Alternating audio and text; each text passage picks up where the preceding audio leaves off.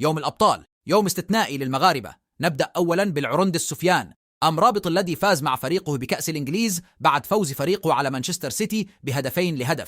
الدولي المغربي شاركت أساسيا وقدم أداء رائع. بعدها جاء دور نهائي دوري أبطال آسيا الذي شهد تألق خرافي لسفيان رحيمي الذي سجل هدفين وصنع هدفين ليفوز فريقه ب5 أهداف مقابل هدف. في الجانب الآخر من أوروبا فاز المتألق أمين عدلي بلقب كأس المانيا ودخل الدولي المغربي.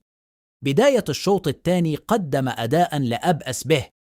بعدها جاء دور رضا سليم في الفوز بنهائي دوري أبطال أفريقيا مع فريقه الأهلي المصري الذي واجه في المباراة الترجي التونسي في ليلة تألق الأسود. وقبل انطفاء شمعة اليوم أسدل ستار التألق اللاعب الدولي المغربي أشرف حكيمي بفوزه رفقة فريقه باريس سان جيرمان بكأس فرنسا. ليلة استثنائية للمغارية ديما مغرب.